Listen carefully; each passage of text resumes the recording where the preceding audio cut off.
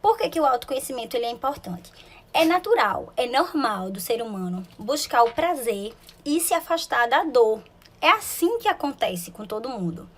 E esse processo de tentar buscar o prazer, se afastar do desprazer, é uma luta, é uma dinâmica de regulação emocional. E aí, apenas quando a gente vê que tem algo que é maior, algo que verdadeiramente faz mais sentido na nossa vida, é que a gente entende que é importante parar o prazer momentâneo para esperar um prazer futuro, um prazer de algo que faça mais sentido pra gente. Mas se a gente não se conhece, se a gente não sabe o que a gente gosta, se a gente não sabe o que é importante para a gente mesmo, é difícil a gente encontrar esse sentido. E mais do que isso, a gente passa a vida toda querendo se conhecer, mas na verdade entrando no vilão, que é o autojulgamento. Qual é a diferença do autojulgamento para a autoavaliação e para o autoconhecimento? No autojulgamento, a gente tem um modelo binário, bom, mal, perfeito, imperfeito, fracasso, defeituoso. Então, nesse modelo binário, a gente só fica se comparando com o outro. A gente fica se julgando, se criticando. Sempre a vida do outro é melhor. Sempre o outro já conquistou o concurso dos sonhos. Sempre o outro já tem uma família, já tem um concurso, já tem tudo aquilo que a gente gostaria de ter. Então, a gente não para e observa quais são os nossos próprios méritos. Então, a primeira coisa do autoconhecimento é a gente buscar qual é o sentido da nossa vida. O que é que de fato é importante, o que é que é valoroso para mim. Quando eu consigo entender o que é importante para mim, fica até mais fácil eu ser assertivo. A assertividade é eu conseguir dizer o que realmente eu quero dizer, sem ser omisso, ou seja, sem tendo dificuldade de dizer não, ou me privando de alguma coisa que eu quero para agradar o outro, e sem ser agressivo. O agressivo, o que é que ele faz? Ele fica lá esperando a gota d'água, e quando ele vai dizer aquilo que ele queria, ele já passa do limite do razoável. E a outra coisa também que tem muito na comunicação é o irônico. Alguém aqui já se deparou com o irônico, que ele fala o que quer, só que através de piadinhas, de gracinha. Na verdade, o irônico, ele é o passivo-agressivo. Ele queria dizer alguma coisa, mas não consegue, e aí ele fala de forma agressiva através da ironia. Gente, isso acontece quando a pessoa não tem coragem, ou tem alguma insegurança, ou tem medo de dizer aquilo que realmente sente. E aí, veja, tudo isso passa pelo processo de autoconhecimento. Se eu sou uma pessoa que não me conheço e eu não sei, por exemplo, que eu não gosto de críticas, mas sempre que alguém me critica, eu respondo com ironia. Se eu me conhecesse, se eu me observasse, sem julgamento de bom ou ruim, eu ia perceber, eu sou uma pessoa que eu não gosto tanto de críticas. Então, se eu for me deparar com alguém que é muito crítico, eu já vou me preparar. Eu já vou estar mais atento, eu já vou fazer um exercício de empatia. Ah, Juliana, mas como é que eu vou conseguir ser empático com alguém que é chato comigo, ou com alguém que é invasivo comigo? Gente, a gente tem que perceber na empatia, de não colocar-se no lugar do outro, que às vezes aquilo pode ser uma limitação da própria pessoa. Por exemplo, vamos dizer que você tem uma tia, ou um primo, ou um vizinho que sempre lhe compara com alguém que já passou em outro concurso. E aí ela compara você com alguém que está estudando para concurso que não tem nada a ver com a coisa que você estuda.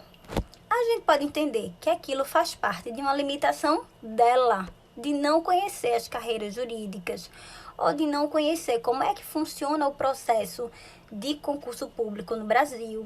Porque só quem entende é quem vivencia, quem passa pela dor de estar ali se privando do prazer imediato em busca de algo que é maior.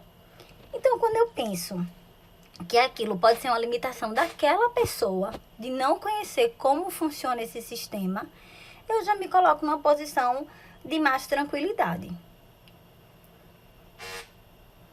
Então, esse processo de autoconhecimento é até para você também conhecer quais são as suas limitações e aceitar também algumas coisas, porque, por exemplo, tem coisa da nossa história de vida que é nossa, que a gente não tem como tirar.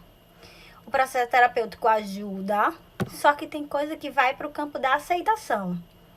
Por exemplo, quem passou por um trauma muito grande, quem passou por uma dor muito grande, a gente não tem como arrancar aquilo da história de vida da pessoa. Ela tem que aceitar, mas ela tem que pensar qual é a ação que eu posso fazer para mudar a minha vida a partir de agora e não ficar presa naquele passado. Tem uma metáfora que eu conto sempre, que é a metáfora dos livros pesados. Imaginem que vocês têm que carregar 10 livros na mão. E aí, todo dia eu digo para vocês, vamos dar um exemplo assim, que vocês venham aqui no consultório e eu falo, olha, você tem que vir com esses 10 livros na sua mão. Possivelmente vai ser bem pesado carregar 10 livros na mão. Se alguém pedir a você para apertar o botão do elevador, você não vai conseguir porque o livro está na sua mão. Mas se daqui a um tempo você falar para mim, Juliana, eu posso carregar esses 10 livros na mochila? Eu digo, ok, carregue na mochila. Possivelmente a vida vai ficar mais fácil, porque você vai andar com o mesmo peso, só que você vai estar com auxílio da mochila. Mas você vai continuar carregando aquele livro que é seu. Se daqui a mais um mês você sugerir com a inteligência emocional carregar os seus 10 livros numa mala de rodinhas, possivelmente vai ficar bem mais fácil a vida, porque você não vai precisar carregar os livros nem na mão, nem numa mochila, mas você vai estar numa rodinha, só que ainda carregando.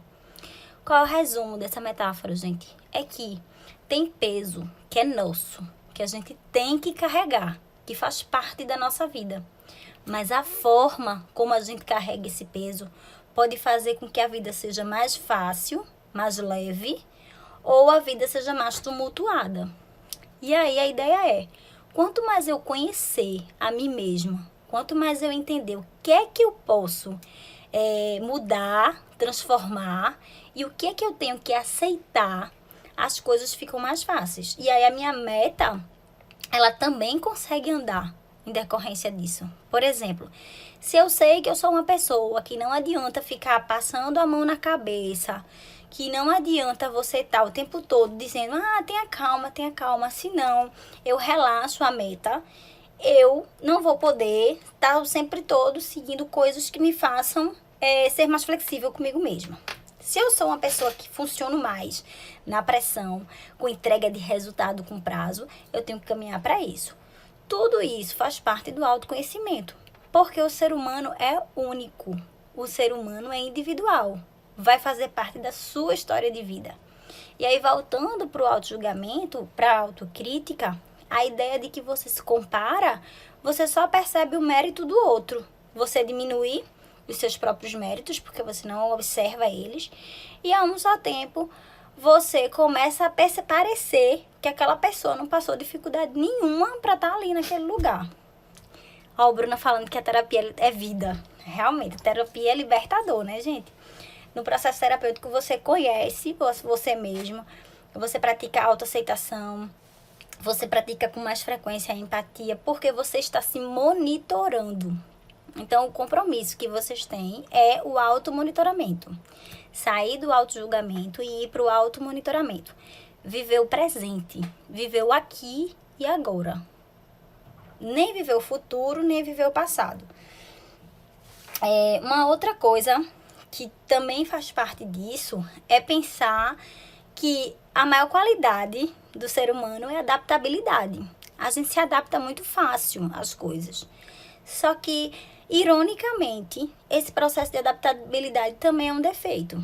Eu vou explicar. Por exemplo, o ser humano, diferente de outros animais, se adapta e tem uma inteligência a ponto de, se estiver fazendo muito frio, por exemplo, menos 30 graus para quem mora fora do Brasil, a gente consegue pensar num modo de se aquecer, que a gente usa casaco.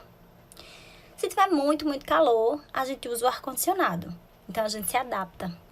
Só que da mesma forma, a gente também se adapta às situações ruins. E daqui a pouco a gente começa a entender que aquela situação ruim nem é tão ruim assim, dá para viver. E aí a gente transforma aquilo numa zona de conforto. E de repente a gente tá ali, vivendo na zona de conforto super desconfortável, mas achando que aquilo faz parte da vida. Ou que a gente não tem motivação, porque a gente não tem sentido para buscar uma coisa diferente. Então, conhecer a si mesmo e conhecer os sentimentos é importante para sair da zona de conforto. Tirar o pé desse lugar que parece estável, mas que na verdade é doloroso. Sair do bom para o ótimo. Uma outra coisa, deixa eu ver se alguém tem alguma pergunta. Tem uma pessoa aqui que me perguntou sobre ansiedade naquela enquete, eu imprimi alguns. Teve uma pessoa que pediu dicas para como avisar o corpo que tá na hora de estudar, facilitando a criação do hábito. Então, assim, é importante você ter um local para você estudar, que seja um local confortável. É importante você fazer do seu estudo um trabalho. É importante você ter um compromisso com você mesmo. Então, tem uma coisa que me preocupa muito, é aquelas pessoas que perguntam assim, você só estuda? Gente, só estudar é muita coisa, é muito pesado. Então, a gente tem que entender que é uma limitação daquela pessoa que está lhe perguntando se você só estuda, porque estudar é muito. Se a pessoa não está conciliando trabalho e estudo, se ela está fazendo uma atividade como principal, ela tem que guiar aquela atividade como se fosse o trabalho dela. Então, ela tem que ter um horário de entrar, de sair. Ela tem que ter atividade física. Tem uma pessoa que me perguntou aqui, ó, pode falar um pouco sobre conseguir equilibrar o trabalho com o estudo, cansaço físico e mental e etc. É importante que você, quem trabalha, estuda, que tem uma rotina pesada, que faz exercício físico, é importante que nos finais de semana consiga ter um momento de descanso. O descanso também faz parte do estudo, porque imagine que até as empresas dão folga semanal remunerada para os funcionários, porque elas sabem que quando o funcionário volta, ele volta muito mais ativo. Então, é importante que você consiga descansar um pouco, para que você consiga retomar as atividades de uma forma mais equilibrada. O equilíbrio, gente, é importantíssimo para esse momento de estudo. Uma outra pessoa me perguntou como é que a gente faz para lidar com a ansiedade nos estudos. E aí eu vou dizer o seguinte, por mais que pareça fora do contexto do que a gente está acostumado, a ansiedade não é algo ruim. A gente vê a ansiedade, só a ansiedade patológica, só a ansiedade defeituosa. Mas a gente tem que parar um pouquinho e pensar que a ansiedade, ela é fisiológica. Ela que prepara a gente para um momento inesperado. Se você vai fazer uma prova, se não fosse ansiedade, você não estudaria com antecedência. Ansiedade é ansiar por algo. O problema da ansiedade é quando a intensidade dela faz com que você paralise e aí você não consiga produzir. E o que acontece? A sensação física da ansiedade no seu corpo faz você ter tanto medo que você termina com medo de ter medo e você termina observando muito mais para o que acontece com o seu corpo do que verdadeiramente com o que você deveria estar se preocupando. Eu costumo usar uma metáforazinha, não sei se vocês já viram esse brinquedinho aqui. Ele se chama armadilha chinesa. Se você colocar no seu dedo e tentar tirar, quanto mais você puxa, menos ele vem. É assim a ansiedade da gente. Quanto mais a gente tenta que ela saia, ironicamente ela não sai. Então, a gente tem que acolher a ansiedade, que ela sai com muito mais facilidade. Como é que é isso? Quanto mais você luta para a ansiedade ir embora, mais ela permanece.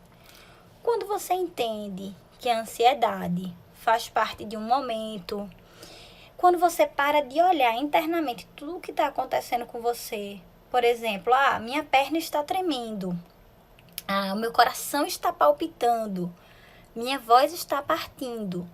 Quando você está atento a esse movimento que seu corpo faz, mais força você está dando à sua ansiedade. Se você parar de observar toda a reação que acontece com o seu corpo e simplesmente continuar o que você tem para fazer, sua mente, o seu corpo vai conseguir restabelecer com mais facilidade.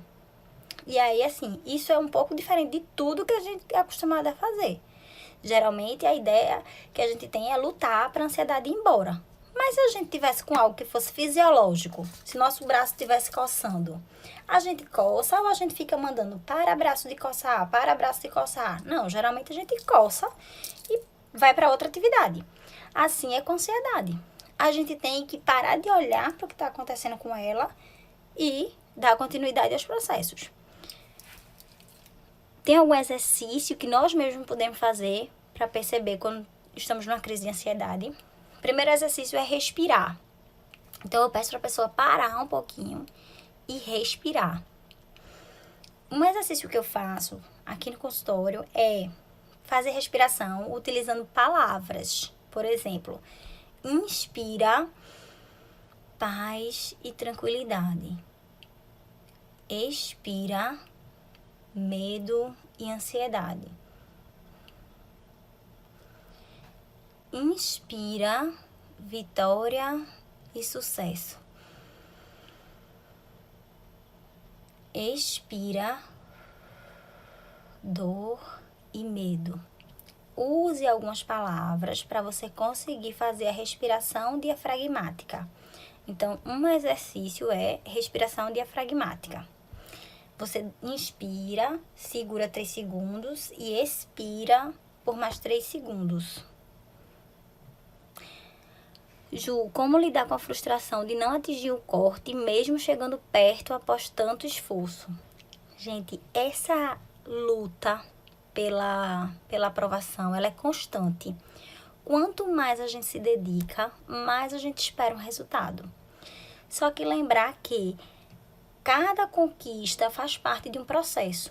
Um exercício que eu peço muito para as pessoas fazerem é uma lista de méritos. Escreva 5 méritos, 5 realizações que você já teve. Ou seja, para você estar aqui nesse lugar, acertando quase que toda a prova, o corte, né, o limite para você conseguir passar, você já andou muita coisa. Então, em vez de olhar o que falta, olhe para trás e perceba tudo que você já caminhou. Consiga perceber tudo que você já realizou até aqui. Quanto maior a expectativa, quanto maior a pressa, maior a frustração. Lembre-se que existe a síndrome do impostor. Não sei se eu já falei aqui, acho que eu já falei em outros vídeos sobre a síndrome do impostor. Que é você achar que você não é capaz o suficiente de alguma coisa, ou você achar que alguma realização que você teve foi sorte, ou que você estava no lugar certo na hora certa, mas que na verdade você não merecia aquilo. Então eu costumo dizer que essa batalha de ficar pertinho, pertinho, pertinho até conseguir, ela serve para quando você tomar posse, você se lembrar do caminho que você percorreu, que você não está ali por acaso, que não foi sorte, foi luta, foi batalha. Isso é importante para você ficar mais fortalecido. O que faz o homem, o ser humano, ser mais forte são as frustrações que ele precisa lidar ao longo da vida. Uma pessoa aqui me perguntou se é normal sentir perdido ao iniciar os estudos para concurso.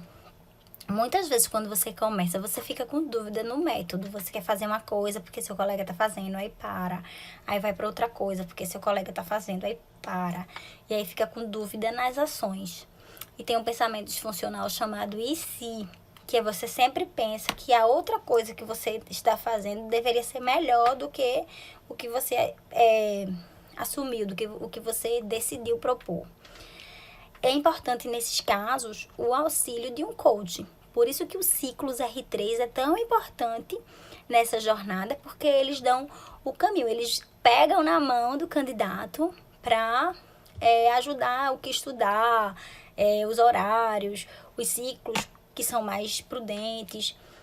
Muitas vezes fazer uma base é importante, em vez de ir para um ciclo final.